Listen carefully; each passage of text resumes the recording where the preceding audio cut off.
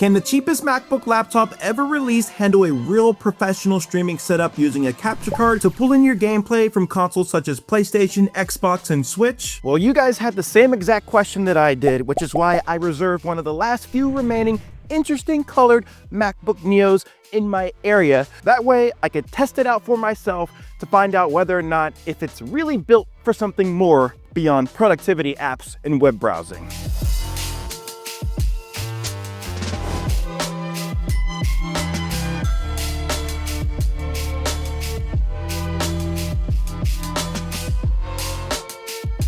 The goods have been retrieved. Let's get home.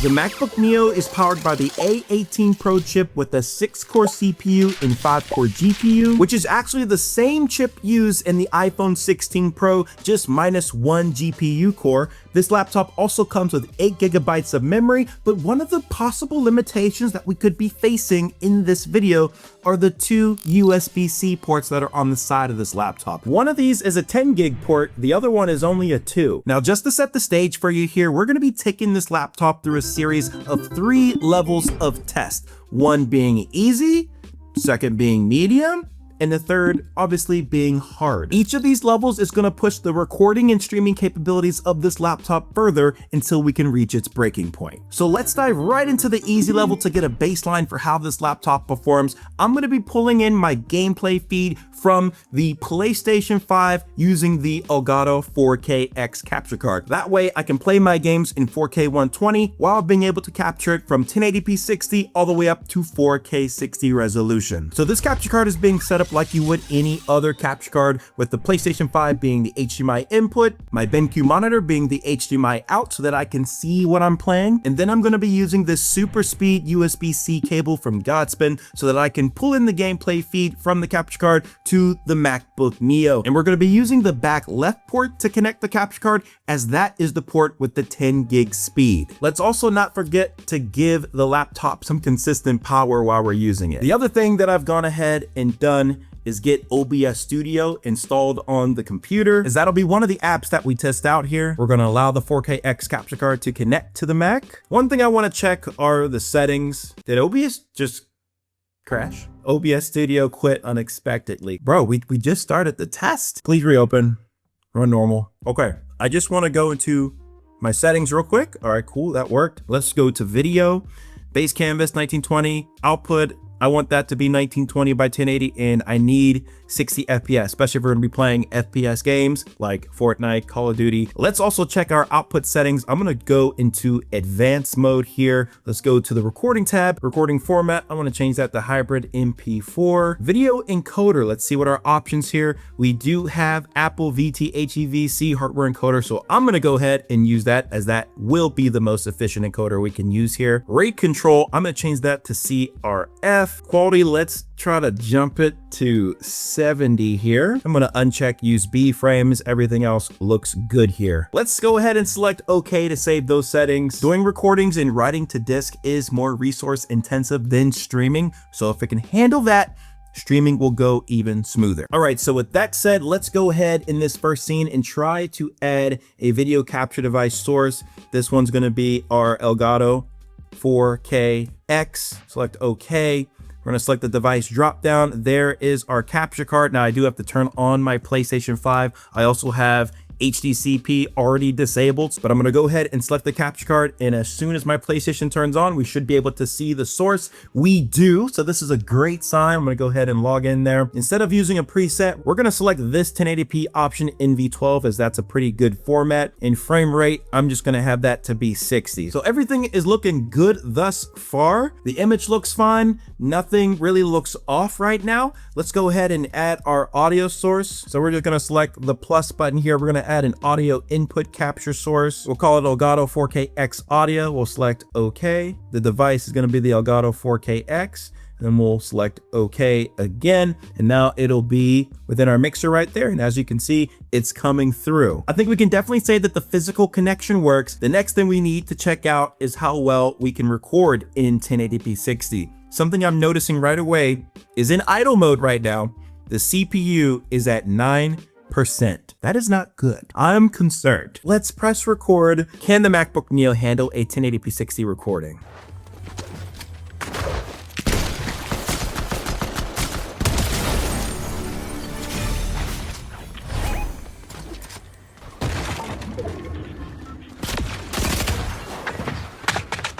Guys, I am looking back at the footage right now and I am impressed. Wow, this looked good. The MacBook Neo absolutely crushed this test at 1080p 60 using OBS Studio. Let's do the same test, but in Streamlabs desktop and Meld Studio. Looking at the gameplay here, the quality held up just as well on both Streamlabs desktop and Meld Studio. However, when it came to system performance, Streamlabs was pulling nearly 10% more CPU than OBS using the same settings. Meld Studio, on the other hand, was probably the most efficient of the three, and I say that because when I looked at the activity monitor, OBS Studio clocked in at a 90% total CPU utilization on the computer, whereas Meld came in at around 60%. With that, we gotta give the easy level a pass for the MacBook Neo. But now the medium level, we're stepping it up a little bit here, guys. You can't really have a complete stream setup if you don't have a webcam and microphone. So instead of just the capture card being plugged into that 10 gig port, we're gonna be using this USB-C adapter from Moken. So that way we can plug in this HyperX Quadcast microphone and the OBS Tiny 3 webcam. I know the MacBook Neo has its own webcam, but I want to test this out with a webcam that requires some more power. Let's add the webcam first. We're gonna go ahead and select the plus button, video capture device. I'll name it OBS Tiny 3, select OK. Select the drop down next, and then choose the OBS Tiny 3 camera right there. For this, I'll use the preset. We'll keep it at high. I also have a webcam border I want to add as a media file. We will have this loop. Select OK. So this makes for an additional element that we're going to be looping continuously while we're recording or streaming. And let's go ahead and group these items too. That way I can move this around as one element. That is looking good. Let's go ahead and add our microphone next. I'm going to set up one more scene here and we'll call it chatting. Select OK, video capture device. We'll choose the OBS Tiny 3 here and we'll keep this full screen in case I just want to shoot the ish with you. So now we have a pretty complete stream setup built with two scenes, one for chatting and then one for gaming. But you are now watching another test in 1080p 60 so that we can see how all of these devices connected perform on the MacBook Neo. Shield, the best thing to land on first. Where did that guy go?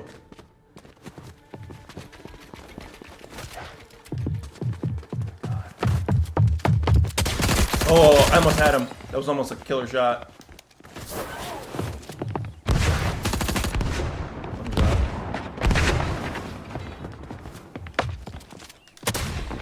Missing, bro. Totally cheeks at this game. Oh, maybe not, maybe not, maybe not. Guys, this gameplay quality is looking great out of OBS Studio with no change to system performance. For the next medium level test, I tried capturing the gameplay in 2K 60 quality, and come to my surprise, the quality was even better with performance remaining just as stable. To make sure that this wasn't a fluke, I played through an entire game in Fortnite and I didn't experience any issues with the gameplay recording. I think with these results, guys, we gotta give the MacBook Neo a pass on the medium level test. But now we gotta see if we can push the envelope just a little bit more now. Diving into the hard level now, since the MacBook Neo handled 2K 60 so well, let's try 4K 60. There it is. Encoding overload, I figured we'd get it at some point. I'm gonna attempt to try to tune the settings down a little bit here. Still getting encoding overload error, even though the gameplay looks smooth on my end when I'm looking at it in OBS Studio. Obviously, that's probably not the case in the gameplay itself. 4K 30 could be an option for you if you need to get 4K quality gameplay, but at that point, just do 2K 60 so you have more frames.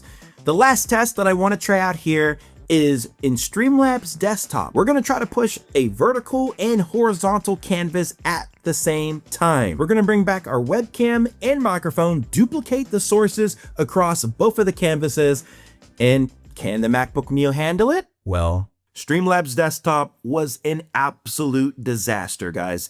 it could not handle outputting 2 sources at the same time in just 1080p 60. Look at all the encoding and performance errors. This is an absolute mess. But when I tried the same test in Meld Studio, the results were completely different.